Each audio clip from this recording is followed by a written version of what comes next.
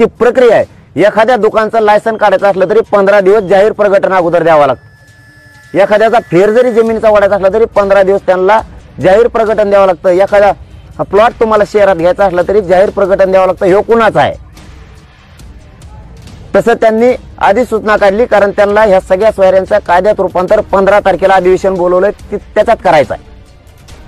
आणि मग त्याची अंमलबजावणी करून ज्या मराठ्यांच्या नोंदी सापडल्या नाहीत त्या मराठ्यांना, ज्यांच्या नोंदी सापडल्यात त्याच नोंदीच्या आधारावर प्रमाणपत्र महाराष्ट्रभरातल्या मराठ्यांना नोंदी न सापडल्यांना मिळणार।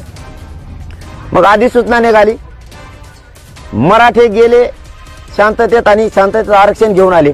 तर मराठे शांततेत गेले आणि शांततेत आरक्षणच घेऊन आलेत, कायदा घेऊन आलेत। म्हणजे आता त्याची अंमलबजावणी होणार आहे। आता त्याचं कायद्यात रूपांतर 15 तारखेला होऊन त्याचं 15 तारखेला त्यानंतर त्याची अंमलबजावणी होणार आहे। म्हणजे नोंदी नसलेल्या मराठ्यांना नोंदी ज्यांच्या मिळाल्या त्याच्या आधारावर त्याच्या सोयऱ्यांना कुणबी जात प्रमाणपत्र मिळणार महाराष्ट्रभर।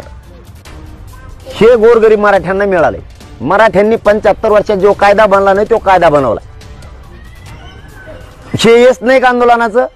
सोशल मीडियावर लिहितो काय मिळालं हे येस नाहीये का? तुला कळतंय का कायदा कशात बदल करायला लागतो, कायद्यात काय दुरुस्ती करायची, काय अधिसूचना काढायच्या, कायद्यात रूपांतर त्याचं कसं करायचंय हे पण तुला कळत नाही। लिहितो नुसता, घरी झोपतो, कोणत्या तरी राजकारण्याचं ऐकतो, सुपारी घेतो। विरोधी पक्ष सत्ताधारी सगळे एकवटले त्याच्यात आणि यांनी अंधारातून त्यांच्या पडद्याच्या पाठीमागून कार्यकर्ते पुढे घातले। ते जर ह्या 2-4 दिवसात गप्प बसले नाही, त्या कार्यकर्त्याच्या नावासह ह्यो कोणत्या पक्षाचा नेता आहे, विरोधी पक्षाचा आणि सत्ताधाऱ्यांचा, त्यांच्या पाठीमागचे जे मंत्री आहेत त्यांचे सुद्धा नाव घेणार आहेत आणि विरोधी पक्षातले जे आमदार आहेत, नेते त्यांचे सुद्धा आम्ही नाव घेणार आहेत। यांचे कार्यकर्ते यांनी पुढे घातलेत मराठ्यांचा वाटोळा करायसाठी। म्हणून मराठ्यांना सांगतो, मराठ्यांना मिळालेले आणि गोरगरिबांची काही ओरड नाही।